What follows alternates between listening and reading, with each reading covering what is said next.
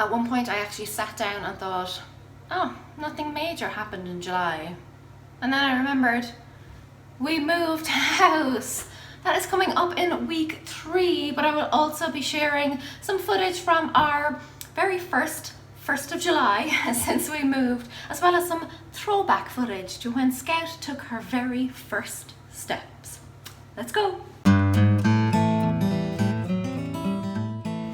Really quickly, if you are not already following my time machine vlog channel where I don't upload vlogs from one end of the month to the next, I will pop a link in the description box below so that you can go and subscribe and probably never see a new video there ever again. I started the month and the second half of the year with a lovely clean slate and it felt good. I tidied up my office, although remember this is in the old house. I shredded a whole pile of papers and I paid all of our medical bills.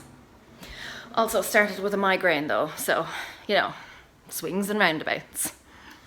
We experienced our first 4th of July since we moved here. It's actually not the very first 4th of July that we've been here for. We were here for it a few years ago when we holidayed in Cape Cod. And side note slash fun fact for you, that is where Scout took her very first steps. You coming over? Here. No, we need to look a bit closer to do the bribing. Come on, come on, give it to Mummy. Come on, come on, come on, come on, come on. Oh, baby. Yes.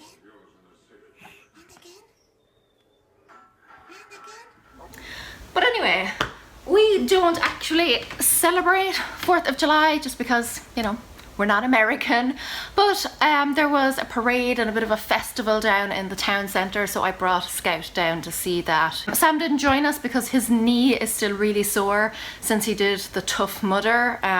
He's still having problems with it even though we're 2 months on now. But we didn't stay long anyway because it was sweltering. Still had my migraine at the end of the week, though it had thankfully eased off a bit. Booked flights home to Ireland. I'm literally in the middle of getting ready and packing as I'm recording this video.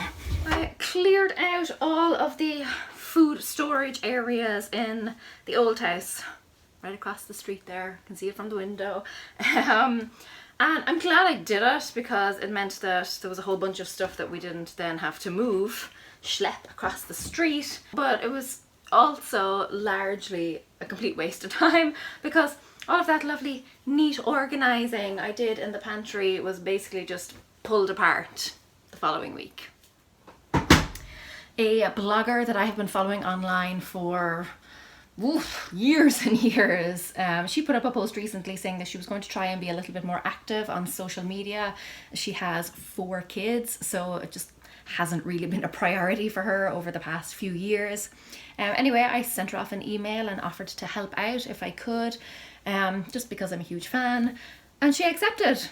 So I am now the social media manager for ANDREA DEKKER, and I am hugely, enormously excited about it. I love her blog. Like I said, I've been following her for years. I really look up to her. So to play even like a small, teeny tiny part in that is, it's great. I'm delighted about it. If you're interested in simplifying or, you know, just like getting organized and stuff like that, I will link her stuff in the description box below. You should go check her out. But yeah, new adventure for me. I have actually found the last few weeks that I have been saying yes to a lot more things. I'm just being proactive, making connections, creating opportunities, you know, meeting new people. And as a result, I have a lot going on right now, but it is all stuff that I love. I have no room in my life for bullshit right now. If it's not something I love and it's not, you know, a necessary evil, it's not part of my life. this was the big week. We did a final walkthrough of our new home, and then we collected the keys 2 days later, and the following morning we started moving. We hired a few guys to help us. It took 4 guys about 7 hours to move all of our furniture across, or the bulk of it certainly, because it all had to be dismantled over there to, you know, fit through doors and stuff, and then moved across here and then reassembled. Let me tell you, moving across the street is horrific. I mean, moving anywhere at all is bad, it's awful, but right across the street is the worst. You will end up literally carrying everything you own. It is exhausting, and you will end up putting your back out, being in agony. I would never do it again. Oh lads, I've banjaxed to my back. I'm in bits. Oh god. Owies. I was a little bit sore, but just like muscular pain, you know, just from lifting and carrying things. And then I went to take something out of the car, and that muscle just went, nope, not today. If we ever move again, and right now I'm thinking, nope, but if we ever do, no matter how near or far, we are going to pay somebody to do every single thing for us. We're going to pay them to pack every single item we own and then carry it or otherwise convey it to our new home, and then unpack every single thing and put it away. I am deadly serious. Moving from Ireland was less stressful than moving across the street. But anyway, we're in. Because it was so bone-crunchingly tiring moving all of our stuff and getting the main areas set up, we basically left everything else lying around. Haven't touched it since, so there are still boxes everywhere, mainly of Scouts toys. And to be honest, I think whenever we do get around to going through them, we'll just donate about 90% of it. Sam and I were basically at loggerheads for most of the move.